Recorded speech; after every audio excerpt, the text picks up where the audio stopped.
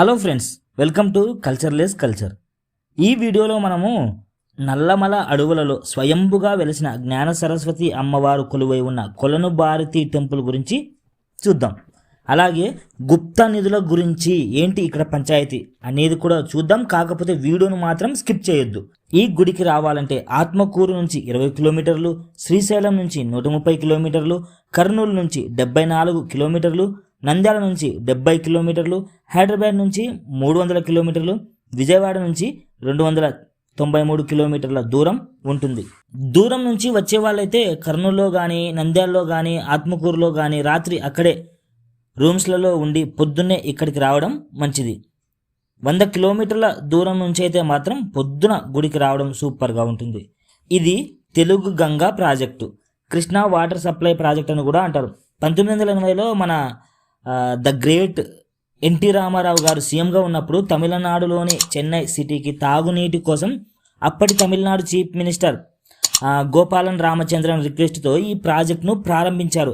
ఈ తెలుగు గంగా ప్రాజెక్టు ఆత్మకూరు నుంచి డైరెక్ట్ చెన్నైకి వెళ్తుందన్నమాట. సమ్మర్ కాబట్టి వాటర్ లేక ఇలా ఉంది, కానీ అదే నీళ్లుంటే మాత్రం ఇంకొక లెవెల్లో ఉంటుంది. ఈ కనిపిస్తున్న ఊరైతే గోకవరం అన్నమాట. మన పుల్లారెడ్డి స్వీట్స్ అని వింటున్నాం కదా, ఆ పుల్లారెడ్డి గారు పుట్టిన ఊరిదనమాట. ఇది చెంచు వాళ్ళు ఉన్న ఊరు. మంచికి ప్రాణం ఇస్తారు, చెడుకు ప్రాణం తీస్తారు ఈ చెంచు వాళ్ళు. Full tribal area.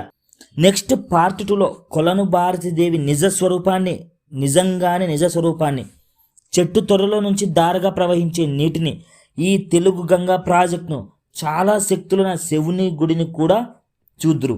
రోడ్డు సౌకర్యం అయితే పర్వాలేదు, మొత్తం ఫారెస్టే అనమాట. మనకు తెలిసిన తెలంగాణలోని బాసరలో వ్యాస మహర్షి ప్రతిష్ఠించిన సరస్వతీ దేవత వీణతో ఉంటే, ఇక్కడ కొలను భారతిలోని స్వయంభుగా వెలిసిన సరస్వతీ దేవతకు 4 చేతులుంటాయి. పుస్తకపాణిగా ఇక్కడ స్వయంభుగా వెలిసిందనమాట. అంకుశం, అభయహస్తం, పాశం, పుస్తకం ఈ 4 చేతులలో ఉంటాయి. జమ్మూ కాశ్మీర్లో వైష్ణవి మాతగా సరస్వతీ దేవత ఉంది. ఇవే కాకుండా మీకు తెలిసినవి ఏవైనా ఉంటే కింద కామెంట్ సెక్షన్లో రిప్లై ఇవ్వండి. తర్వాతైనా వాటిని మేము ఛానల్లో పెడతాం. అలాగే ఛానల్ను సబ్స్క్రైబ్ చేసి ఈ వీడియో మీకు నచ్చుతుందని హోప్తో లైక్ చేస్తారని కోరుకుంటున్నాను. ఇప్పుడైతే మనం కొలను భారతి గుడికి వచ్చేసాము. ఇక్కడ కనిపిస్తున్న గుడులన్నీ సప్త ఋషులు ప్రతిష్ఠించిన సప్త శివాలయాలు. మొత్తం ఫారెస్టే. ఇంకా ఇది సమ్మర్ కాబట్టి, అందులోనూ వర్షాలు లేవు కాబట్టి కొద్దిగా కలదప్పింది, కానీ లేకపోతేనా చాలా పచ్చగా అందంగా ఉండేదన్నమాట. వర్షాలుంటేనా ఇక్కడైతే వాటర్ ఫాల్స్ అరాచకం అనమాట. అదిగో చూడండి, వాటర్ లేక వాటర్ ఫాల్ ఉన్న ఏరియా ఖాళీగా ఉంది. వర్షాలు స్టార్ట్ అయ్యాక ఇదే ఫారెస్ట్లోని మీకు తెలిసిన కొలను భారతి వాటర్ ఫాల్ కాకుండా తెలియనిది బాహుబలి సినిమాలో చూపిస్తారు కదా, అలాంటి వాటర్ ఫాల్ కూడా ఒకటి ఉంది ఇక్కడ. అది మేము మీకు చూపిస్తాం. మామూలుగా పిల్లలకు అక్షరాభ్యాసం చెప్పించాలంటే మనం బాసర దూరం అనుకుంటే ఇక్కడికి వచ్చేయచ్చు. ప్రతిరోజు కూడా అక్షరాభ్యాసం కోసం జనాలు వస్తూ ఉంటారు. ఇది చారుగోషిని నది. వర్షాలు లేక నీళ్లు తక్కువయ్యాయి, కానీ లేదంటేనా బాగా రోడ్డుకు సమానంగా ప్రవహిస్తూ ఉండేదన్నమాట. మన ఏపీలో ఉన్న ఏకైక స్వయంభు సరస్వతి దేవి ఆలయం ఇదే. ఇది కొలను భారతి నీటిగుండం. ఎక్కువ వర్షాలు వచ్చినప్పుడు ఆ తుఫానుకు అడవిలో ఉండే పెద్ద పెద్ద చెట్లు, పెద్ద పెద్ద రాళ్ళు ఆ తుఫానుకు కొట్టుకొని ఇక్కడ ఈ గుండం మీద పడిపోయి రాళ్ళతో మొత్తం కప్పేసి మునిగిపోయింటే, మన బండి ఆత్మకూరు దగ్గరున్న బాలయోగి స్వామి తన సొంత ఖర్చులతోటి ఈ కొలను భారతి నీటి గుండాన్ని కూడా తవ్వించి పూర్వ వైభవాన్ని తెప్పించాడంట. ఇక్కడ ఉన్నది గంగమ్మ.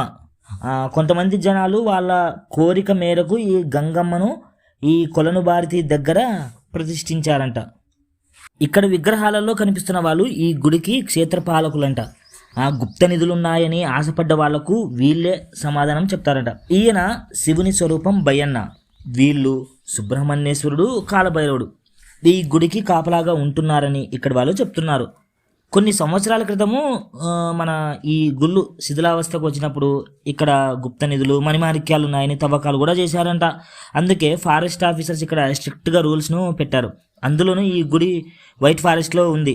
పులులు, ఎలుగుబంట్ల సంచారం ఎక్కువ. ఈ గుడిలోనే చదువుల తల్లి సరస్వతీ దేవత కొలువై ఉన్నది.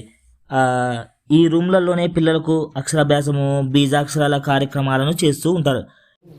Office room. ఇప్పుడు గుడిలోకి వెళ్ళి సరస్వతీ దేవతను దర్శించుకుందాం.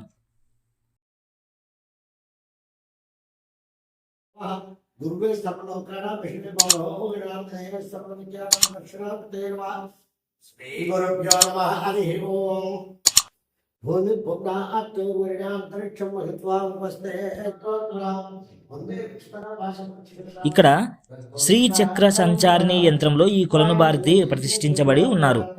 ఇంతకుముందు అనుకున్నాం కదా, ఈమె ఇక్కడ పుస్తకపాణిగా కనిపిస్తుందని. మహాసరస్వతి దేవతగా పాశం, అంకుశం, అభయహస్తం పుస్తకంతో ఉంటుంది ఈమె ఇక్కడ. ఓం భారత్యై నమో నమః. ముఖ్యంగా మనకు తెలిసినటువంటి సరస్వతి ఆలయాలలో ముఖ్యంగా ప్రముఖంగా అభివృద్ధి పదంలో పయనించి ప్రతి ఒక్కరి నోట వినిపించే క్షేత్రం బాసర. కానీ క్లుప్తంగా తెలుసుకున్నట్లయితే శ్రీ బాసరా క్షేత్ర దేవతాలయ గోదావరి నదీ తీరే వ్యాసమహర్షి ప్రతిష్ఠితాయా సైకత విగ్రహ వీణా పాణి సంగీత సరస్వతి దృశ్యమావిర్భేయంటే ఆయన వ్యాసమహర్షి తన తపోశక్తితో ఇసుకతో ప్రతిష్ఠించినటువంటి వీణాపాణి అంటే సంగీత సరస్వతి. ఇంకా రెండో తల్లి ద్వితీయాం. ఇంకా రెండో తల్లి మనకు జమ్మూ కాశ్మీర్ ఉంది. తద్దేవత వైష్ణవి నామస్వామిన త్రిశక్తి రూపేణ దర్శనం. మూడు శక్తులు అంటే లక్ష్మీ, పార్వతి, సరస్వతి స్వరూపాలలో ఆ తల్లి దర్శనమిస్తున్నారు. కానీ ఇక్కడ కొన్ని వేల సంవత్సరాల క్రితమే మనకు స్వయం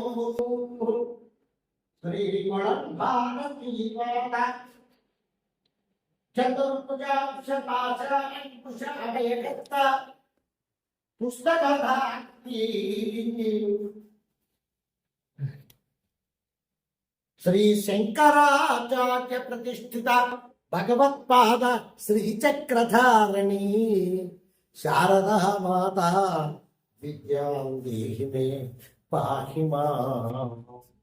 అంటే ఎప్పుడో కొన్ని వేల సంవత్సరాల క్రితమే స్వయంభూగా అవతరించినటువంటి సరస్వతి మాతగా ప్రపంచంలో ఎక్కడా లేని విధంగా మీరు ఈ తల్లి పుస్తకాన్ని ధరించినటువంటి చదువుల తల్లి. అందుకనే చోరులకు దొరకదు, దానము చేసిన తరగదు, అది ఏ విద్యా పెన్నిది. అటువంటి విద్యను ప్రబోధించేటువంటి మహా చదువుల తల్లియే, విజ్ఞాన మహాతల్లియే, జగన్మాతయే ఈ భారతీ మాత. అందుకనే కోరిన వారికన్నా కొంగు బంగారమై కోరిన కోర్కెలు తీర్చగా కొలనులో వెలిసే మా తల్లి కొలను భారతి. మన శివాలయాల పక్కలోనే ఓ చిన్న కోనేరులాగా ఆ యొక్క జలపాతం ఇక్కడ సన్నగా మాత్రం ఎండాకాలం కాబట్టి ఆ యొక్క జలధారలు తక్కువ కాబట్టి, అంటే అక్కడికి ఒక 1/2 కిలోమీటర్ ముందు ఒక పెద్ద మామిడివాడు చూత వృక్షం ఉండేది. ఒక 5-6 సంవత్సరాల క్రితమే పడిపోయింది. ఆ మాను త్వరలోంచి నీళ్లు ధారగా వచ్చేది. అందుకనే దానికి ధారారమానం పేరు. ఇప్పటికి కూడా అక్కడ కొన్ని గుర్తుగా పైపులు పెట్టారు. పైపులోంచి నీళ్లు ధార వస్తుంది. ఆ ధార వానాకాలంలో ప్రవాహంగా వచ్చి మొత్తము ఎంత వచ్చినా కూడా అమ్మవారి చింతనే అదృశ్యం కావడం వల్ల దానికి చారుమోషిని సరస్వతి ఈ యొక్క ఆ అమ్మవారి అంతర్వాహిని 3 పేర్లతో పిలుచుకొని అక్కడ వచ్చి ఇప్పుడు కూడా భక్తులు వచ్చేవాళ్ళు దగ్గర ఆ తల్లి నీళ్లు చదువుకొని ధరించడం మనకు ప్రముఖంగా ఈ రోజు కూడా దొరుకుతున్నటువంటి ఒక గొప్ప ఆ యొక్క చారిత్రాత్మకమైనటువంటి ఘటనలు. దాన్ని ధర్మాన్ని తప్పక ఎదురు కూడా భక్తులు పాటిస్తున్నారు.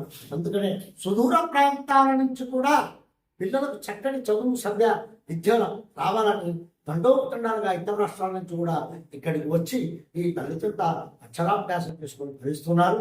ముఖ్యంగా 11వ శతాబ్దంలో చాణక్య భూపతి మల్లభూపతి రాజుని రాజు ఈ దేవస్థానాలంతా ఆ కాలంలో శిథిలావస్థ చేరుకోగా ఆయన అప్పుడు తిరిగి ఆయన పునర్నిర్మాణం చేసినాడని చెప్పి మనకు చెప్పడం జరిగింది.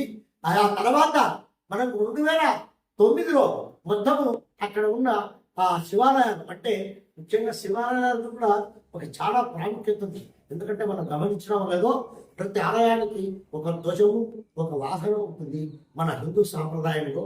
కానీ అక్కడ అలా కాక ఏకకాల ఏకముహూర్త ఏకధ్వజ ఏకనంది సహిత ఏకముహూర్తేన సప్తలింగేశ్వర ప్రతిష్ఠితం ఆ విధంగా 7 శివాలయాలు స్థాపించడం జరిగింది.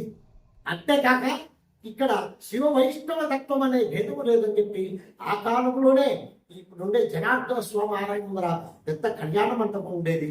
ఆ కళ్యాణ మంటపంలో ఉన్నటి వరకు కూడా శిథిలావస్థకు చేరుకున్నంత వరకు కూడా ఆ మంటపంలో వివాహాలు జరిగేటువంటి చెప్పి మనకు ప్రశస్తి.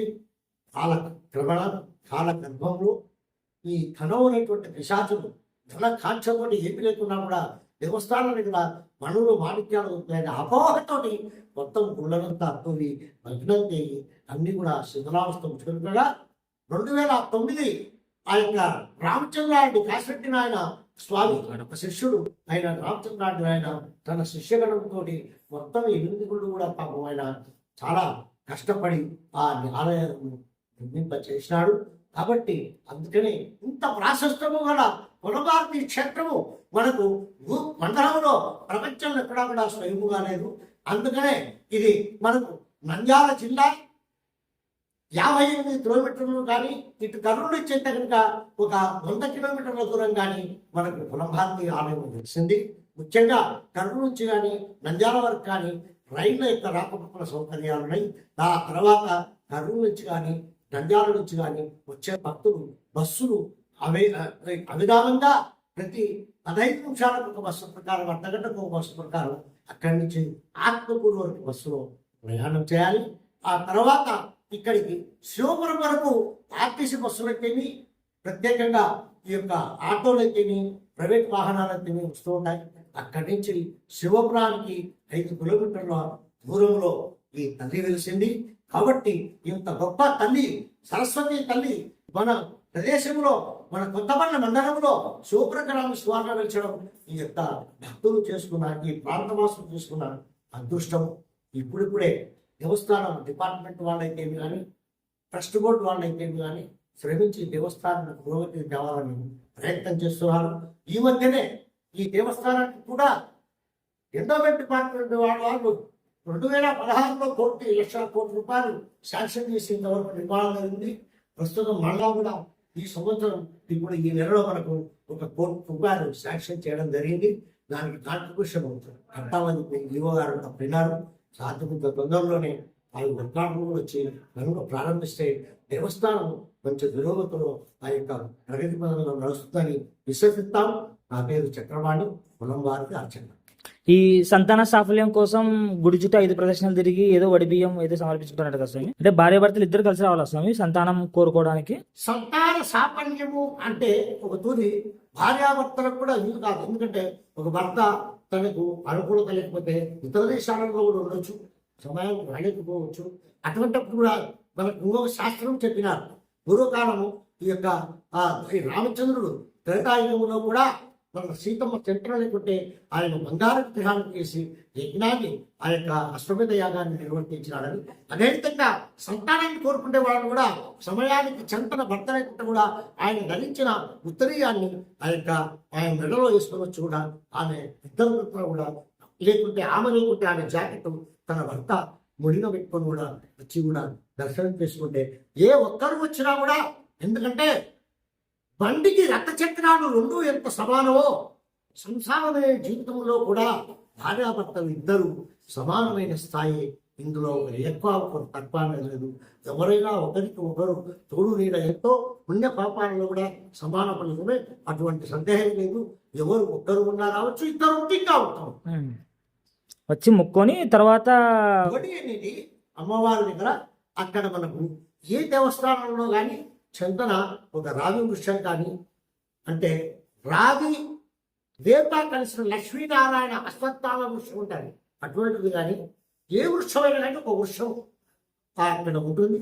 ఆ వృక్షాల దగ్గర అరుగు కట్టి మనకు ప్రత్యేకంగా అమ్మవారి చందనం వడిగట్టడానికి మనకు నవగ్రహ చందనై అక్కడ మనకు ఉసిరికమానం ఆంజనేయ స్వామి సుబ్రహ్మణ్య స్వామితో కూర్చున్నటువంటి ఆ యొక్క ఆ క్షేత్రం దగ్గర ఈరోజు కూడా అమ్మవారికి నమస్కారం చేసి అక్కడ ఇచ్చినటువంటి ఆ యొక్క జాకెట్లో కొన్ని మంత్రాక్షింతలు, ఆ యొక్క కొబ్బరి గిన్నెని బియ్యము పోసి వారి కోరికలను వాళ్లకు నివేదించి, తల్లికి నివేదించి ఆ యొక్క ఒడి బియ్యాన్ని తీసుకుపోయి ఆ కొమ్మల తీసుకుపోయి వాళ్ళని ఆ చెట్టుకు కట్టి తన మనోవేదన మనోవాంఛను తల్లి నుంచి 5 పురస్కారాలు చేయడం అనవాయితీగా వస్తున్నది. అటువంటి వాళ్ళకు సంతాన సాఫల్యం లబ్ధయే, ఎంతో మందికి సంతానం కలిగింది. వాళ్ళు కూడా వచ్చి ఆ యొక్క తల్లి కూడా అన్నప్రాసన, నామకరణము, తర్వాత ఆ యొక్క ఇతర తల వెంట్రుకలు, తలనీలాలు కూడా సమర్పించినటువంటి చాలా మంది భక్తులు ఉన్నారు. ఇది అందరికీ నానుడిగా తెలిసిన విషయమే. అదండి నిత్య పూజలు అందుకుంటున్న సరస్వతీ దేవత గారి మహిమ, ఆమె యొక్క స్థల పురాణం. ఈ గుడి ఇప్పటికైతే చాలా బాగుంది, కానీ జనాలతో కిక్కిరిసేలా ఉండాలని ఇక్కడి పెద్దలు ఇంకా కోరుకుంటున్నారు. ఇక్కడి ధర్మకర్త, చైర్మన్లు, అర్చకులు అందరి ఆధ్వర్యంలో గుడి అయితే చాలా సూపర్గా ఉంది. మీ పేరు సార్? నా పేరు వెంకటేశ్వర్లు. దీనికి ఎండినా సార్? చైర్మన్. మీ పేరు సార్? వెంకటనాయుడు. సప్త ఋషులైన అత్రి, భరద్వాజుడు, గౌతముడు, జమదగ్ని, కశ్యపుడు, వశిష్ఠుడు, విశ్వామిత్రుడు, ఈ సప్త ఋషులు కృతయుగంలో అంటే ఫస్ట్ యుగంలో అనమాట ఈ కొలను భారతి గుడి స్థలంలో యాగం చేసినప్పుడు యాగ సంరక్షకురాలుగా సరస్వతి దేవతను ఆహ్వానించారట. వైష్ణవీ దేవి సమేత శ్రీ కశ్యప లింగేశ్వర స్వామి. ఆ తర్వాత గుర్తుగా సప్త శివాలయాలను నిర్మించారంట వాళ్ళు. అయితే ఈ సప్త ఋషులు నిర్మించిన శివాలయాలు శిథిలావస్థకు వస్తే ఓంకారం కాశిరెడ్డి నాయన ఆశ్రమం వాళ్ళు 2011లో ఈ సప్త శివాలయాలను పునః ప్రతిష్ఠించారంట. వరాహి దేవి సమేత శ్రీ అత్రి లింగేశ్వర స్వామి కదా. అవునవును. ఇంకోటి ఏంటంటే ఈ 7 శివాలయాలను ఎర్రటి ఇసుకరాయితో నిర్మించారంట.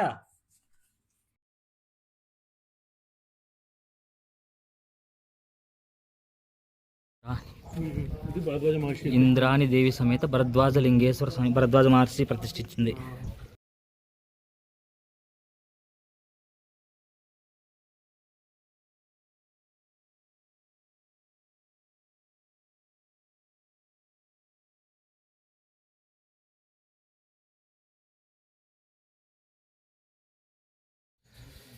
ఓం శ్రీమాత్రే నమః. బాగుందా? ప్రభు జనార్దన నరసుడు ఒకదాని నుంచి ఒకటి ఉన్నాయి. అవును. శ్రీ బ్రాహ్మీ దేవి సమేత గౌతమ లింగేశ్వర స్వామి. బ్రాహ్మీ అంటే సరస్వతి అమ్మవారు. ఆహా. సరస్వతి అమ్మవారు ఇంకొకటి.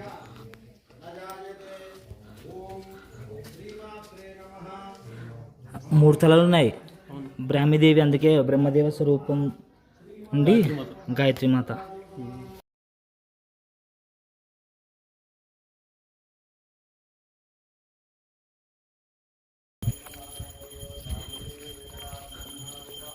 నెక్స్ట్ శ్రీ మహేశ్వరి దేవి సమేత జమదగ్ని లింగేశ్వర స్వామి. ఓహో, జమదగ్ని లింగేశ్వర స్వామి పంచాముఖాలు.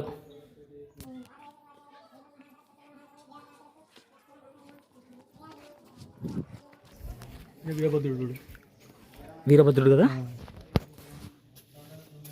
వీరభద్రుడు. కౌమారి దేవి సమేత వశిష్ఠ లింగేశ్వర స్వామి. ఇక్కడ ఈ 7 శివాలయాలకు ఒక్కడే నంది, ఒక్కటే ధ్వజస్తంభం ఉంటుంది. ఇక్కడి ఈ ప్రాంతానికి ఈ నంది రక్షణగా ఉన్నాడని ఇక్కడి వాళ్ళు చెప్తున్నారనమాట.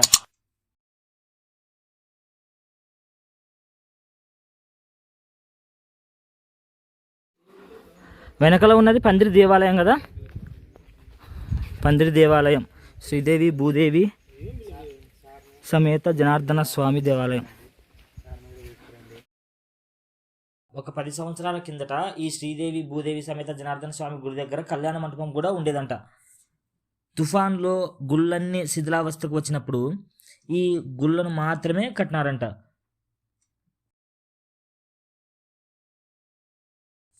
ఎంతైనా శివుడినైనా శ్రీమన్నారాయణనైనా చూస్తూ ఉంటే చూడాలనిపిస్తూ ఉంటుంది. అందులోనూ మనసు కూడా చాలా ప్రశాంతంగా ఉంటుందన్నమాట.